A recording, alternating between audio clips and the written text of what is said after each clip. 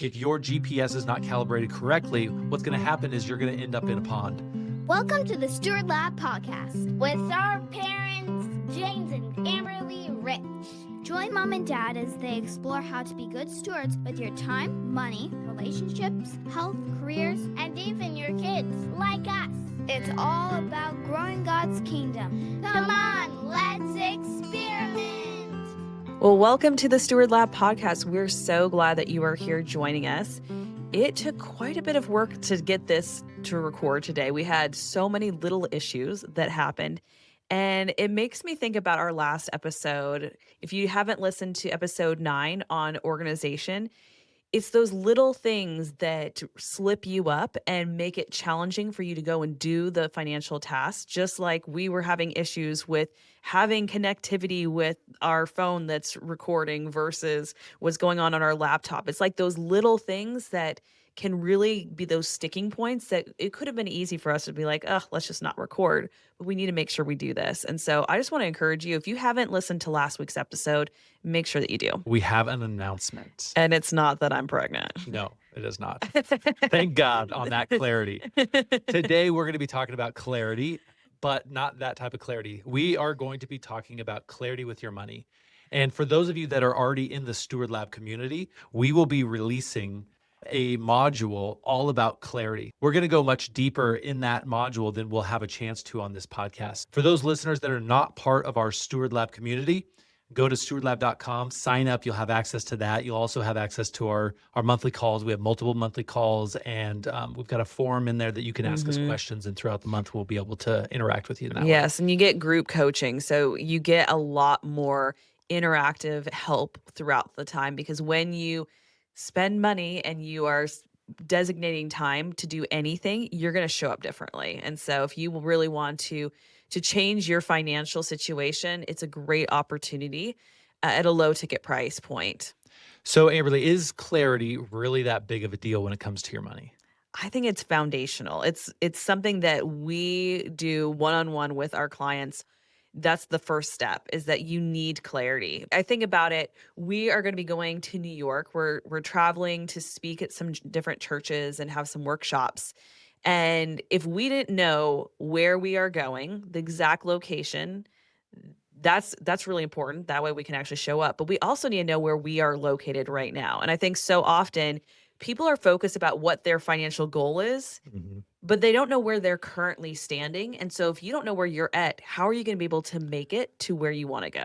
Even in today's age, we've got the GPS location, but we can put in New York. We can put in the address, the exact space. It's going to be able to find that. But if you're not connecting to the satellite and it can't pinpoint where you're at, your phone does this quite frequently. It freaks out on the maps. It does. It's like you're driving through fields and you're not even in roads, and it's just like has a mind of its own. It makes me think of that Office episode where Michael Scott is driving and he has a GPS and it tells him to turn right, and that right turn would take him into a little pond. And Dwight's like, "No, don't do that. Don't." He's like, "I got to listen to it. That's where it's going." Well, if your GPS is not calibrated correctly, what's going to happen is you're going to end up in a pond financially. And so what we want to do is we want to figure out where you are financially, just like in this analogy of us traveling to New York. If we don't know where we're at on the map, there's absolutely no way of getting to where we want to go, even if we have so much clarity on where we want to go. So clarity for you might be, I know when I want to retire. I know what I want to do in retirement, and that's great. But without having the coordinates of where you are financially now, you will never get there. And I think when we look at this stewardship piece, and this is the Steward Lab podcast, I think it's important for us to recognize that we are stewarding resources. We're stewarding our time. And all of the finances that we have, if we don't know where our money is going, if we don't know where the resources God is providing us, how are we going to be able to steward them well? And so I think it's really, really important that we start paying attention to it, because we are managing not our own money, but God's money. And that makes us show up differently. Yeah, and clarity is such a big key to what we do in our business, helping people with their finances, so much so that that's the first thing that we do with our clients. We sit them down, we go through their current spending, and we figure out where's the money going, how much money is coming in. Down the road, what else is going to be coming up that we're going to need to either take a detour or whatnot. But clarity is so key that really the first few weeks that we're working with our clients, it is all about figuring out the clarity of their situation. We hear our clients say all the time that they have these aha moments when they start recognizing where their money is going, because we hear that so often, I make good money, but I don't know where it goes. Like I have nothing left at the end of the month, or I'm going in the red each month. Like there just seems to be like this jumbled up mess, and that their finances just seem so out of control, or maybe it's somewhat in control, but it's just so confusing.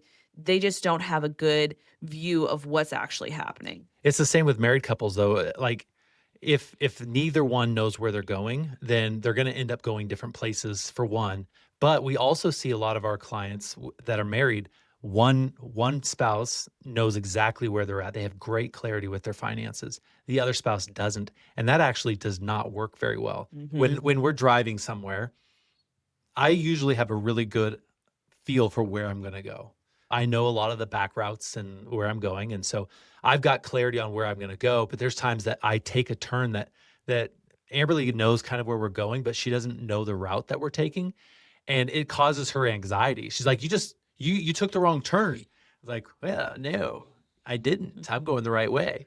But there's that unnecessary anxiety. Whereas if I had said, hey, I'm going to take a little shortcut, this will take us around so we don't have to sit at these 3 lights that wait forever.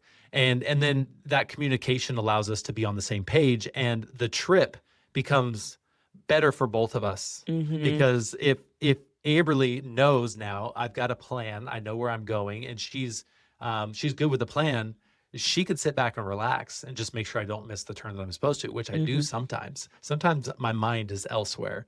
That's why it's important to have both spouses on the same wavelength when it comes to your finances. If one who knows the plan kind of misses something, the other is there to support. Marriage is all about a team approach. You're working together. And I think a lot of people, like, they'll see that one person in the relationship just is better at dealing with the finances than the other, and they kind of check themselves out. And I just want to encourage you, if you're one of those people that are checking yourself out, to get in the game, to be part of it, and to support your spouse, because it's a big financial task to be in charge of everything.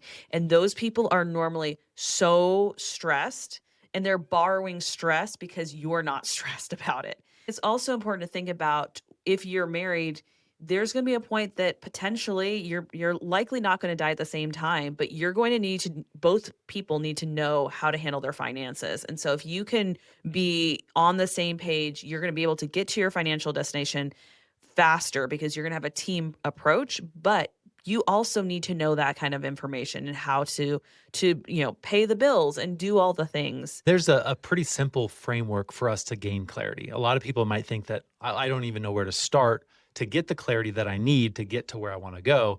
And so what we would say is the number one thing to do is get organized. And again, we'll plug it again. Last episode, which was episode 9, is all about organization. Yeah. And we also have a module that goes deeper inside of Steward Lab. If you're in Steward Lab and you need help with your organization, you can jump on one of the calls and we can walk you through step by step to get organized. A lot of people are not naturally organized people. However, once you build an organization system that is sustainable and works, whether you're a part of it or not, then it relieves so much of the stress. But that's the number one point. That's the first place to start when it comes to gaining clarity in your finances. Yeah, getting organized is so key. And then the second thing is to actually guesstimate how much you think you're spending in different categories. So for food, that could be groceries and eating out or having them separated. Your gas, all the things, it's really helpful to kind of make it like a little game where you're figuring out what you think you're spending, and if you're married, have your spouse do that too, and compare how much you think you're spending. And then the third thing is what? Look back at your spending. So first of all, get organized. Second, you need to guess. And that was not 100% necessary, but that does help you understand that you need clarity, because you will notice no matter how good you are at keeping things in your head, you're probably not going to be exact. Yeah, and it will help you see that disconnect. So if you think that, oh, I'm spending $500 on groceries, and then when you start adding up the numbers, it's like $1,000. You're like, oh, this is the place. This is the sticking point. So if you do that second step of guessing what you think you're spending, that's going to help you see where those gaps are. And don't let this turn into a blame game if you're married. This next point is kind of seeing if you're correct. So that's looking at your spending. But don't use that as a way to say, I told you I was better at this than you. This is not what this is about. This is about you internally figuring out, am I on the path that I want to go in my finances? So what does it look like to look back at our spending? There's a few different ways you can do this. Number one is we want to get at least a 3-month average. If you isolate and just do 1 month, you can do a month that is just an outlier. Like December is a really bad month to choose because it's Christmas, you're spending more often. August is also a challenging one because it's back to school, or it could be even July for you, depending on where you live. May is also a month that a lot of people are spending differently because it's the end of school and there's graduations, there's a lot of different things going on. So getting an average is really beneficial because it helps you have a better pulse on what's actually going on. Ideally, a 12-month average would be best, but if that's overwhelming for you, start with 3 months and go through. The thing about this is that we're not playing darts. Like, you don't have to get a bullseye. It doesn't have to be exact. Think of it as playing horseshoes. You want to get as close to the pin as you can, but you can still win even if you don't make a ringer, right? If you don't get a bullseye, that's what we want to make sure you're doing. So average of 3 months at least. This is going to take time. And so set aside time to do this. There are some good apps out there that you may be able to use. Find a free trial and at least get the last 3 months of your expenses categorized. And it's not going to be perfect. You will have to go and tweak it, but maybe use the AI. You can download your credit card or your debit card statement, upload it into ChatGPT or Claude or any of those, and just say, hey, help me find out the average over the last 3 months of data on X. And maybe tell it, ask me any questions that you need clarification on so that you can give me good data. It's all about the prompt when it comes to AI. We've got an experiment with Steward Lab. We're always asking you to experiment with whatever the topic is that we're talking about. So what is the experiment for this week? Once you've figured out those averages, go through those numbers and sit with the emotions. I think a lot of times we think about money as a math problem, but there are emotions tied to it. And so start having a conversation, especially if you're married, with your spouse about what your spending is like and what things you want to change, what things you are happy with. And I think a lot of times we look for all the bad things, but also look for the good things. Yeah, reward yourself, like celebrate the things that you're doing well. I think of communication. I was a communication major, and they say that 80% of communication is nonverbal. I think it's a very similar thing for finances. 80% of your finances is emotion. The rest, the 20%, are the numbers. You can look at the numbers, you can set up a plan, but there's 80% of what's going on is the emotion. And so, like Amberlee said, sit with that emotion. Understand, why do you feel this way about your finances, and what do you need to do to make an adjustment? If you feel good about it, celebrate that. If you're feeling a little off about it, what can we make adjustments in? How can we recalibrate the GPS coordinates so we know exactly where we are as we're heading to the place that we want to go? And this really does free you up to notice if there are things that are out of alignment. We have so many clients that recognize when they're going through this process, oh, I'm paying for 2 Amazon Prime memberships, or I am paying for 2 gym memberships, or I'm paying for a membership that I did a free trial. I didn't even know I was paying for this, or my insurance went up, or I'm paying extra more than I should be on my cell phone bill. Like, there's so many things that by looking at the details, it gives you that clarity of like, oh, something's off. And when you see that, you can make changes. Yeah, and a warning about this is it's really easy for you to heap guilt and shame on yourselves if you have slipped up, and if you're paying for 2 Amazon accounts or paying for something you're not using. It's also easy for you to do that same thing to your spouse. And so during this experiment, that is off the table. You are not allowed to to put guilt and shame on yourself. What you can do is celebrate now you know, and you'll make a difference and you'll make a change. And so from here on out, you're no longer going to be having 2 Amazon accounts. You're no longer going to be paying for something that you're not using. So use it as an opportunity to celebrate what is to come rather than to beat yourself up for what has happened. And then you can see, how you are going to be able to free money up moving forward. And I think it's important to also recognize that you don't have to do this alone. I think a lot of people just don't know how to start. They feel like, I don't know what to do. I don't know what to look for. Talking about finances is a sticking point in people's marriages. This isn't like money is the number one cause of divorce, having those money issues. So if that is an issue, like we have many clients that they need a third party helping them through this process because they know they're not going to be able to do this on their own. And they know that it's going to cause marital issues when they do that. And so having someone who walks them through it and helps them to put the emotions aside and be able to just lean in and do this in a calm way. Yeah. And if you don't already have somebody in your life, a friend or a relative that can walk through that with you, then we do have a couple of options. We have one-on-one coaching clients that we work with, and we'll meet with them on a regular basis. And we do not allow guilt and shame to come into those sessions because it's not helpful. It's not beneficial. There are times that people don't really understand what a coach does, a one-on-one financial coach. And if you think about it as like a personal trainer, so I am not always that confident going in and lifting heavy objects. Like I know I'm going to hurt myself. And so I don't get as much out of my workouts unless I have somebody there that is confident in the way that I should be lifting and helping me through that process. And it takes time before you can start doing that on your own. It's the same thing with your finances. If you don't feel confident and comfortable doing the things in your finances and the stress comes up and the confidence just goes away, like you'll need somebody to help you, basically a personal trainer for your finances. And that's what a coach is. And that's what we offer. It helps people make the most progress in the fastest way possible. Because I think about like our kids when they were in group swim lessons, they were not making the progress like they were once we did private lessons and they had that one-on-one attention. So if you really want to get to where you want to go as quickly as possible, one-on-one financial coaching is the way to go. But we do have another option if you would like to be in more of a group setting. That is Steward Lab. And Steward Lab, I mean, even going through and gaining clarity, we have one call a month where you can just get on. It's an hour and a half long. You can come and go as you please.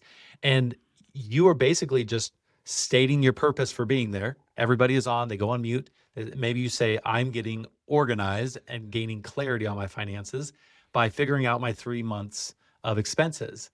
And there's this amazing thing that happens when you're sitting in a space where other people are also working on stuff, even if it's virtual. This is really good for especially those of you that have ADHD. It's called body doubling. When other people are actively working on something, and it doesn't even have to be the same thing that you're working on, it gives you this extra motivation to get that thing done. The other nice thing is Amberlee and I are there available for a breakout session. You get stuck.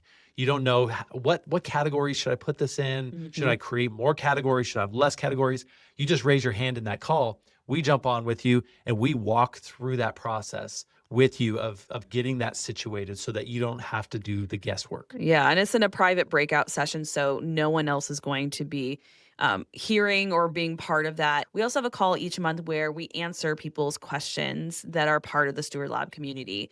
And so we're able to really just dive deeper and answer and address the things that people are struggling with. And you can submit those ahead of time. And we also have people ask questions live on the call and get live coaching one-on-one. Right there in a group setting. And so there's just so many things that you can do to get help and support along the way. And we do have a free trial of Steward Lab. So if you're like, I want to just try it out before paying anything for it, like we have that available to you. So that's a great resource for you to get started. You've got your experiment. I'm excited to hear how it goes for you guys. As a recap, clarity is so key. Just going back to that example of us going to New York this fall, we have to figure out a route that we're going to go, but we don't only need to find out where we're going. We also have to figure out where we are, and we've got to figure out the best way to get there, the route. So there's the starting point and the ending point, and then the in-between section is where you get to determine the route that you go. And so the more clarity you have on the destination and the more clarity you have on where you currently are, you'll have more options and a better direct route to choose from once you have clarity on those two things. Yeah. And I would really encourage you to not put this off. This is something that a lot of times we just want to not do because it is more work. It takes effort. Your finances will not get better on their own. It normally always just gets worse. If we really do want to be good stewards of the resources God gives us, we have to take in account what's actually happening and pay attention to the money and the resources that we have, because they are not our own, they are God's. Yeah.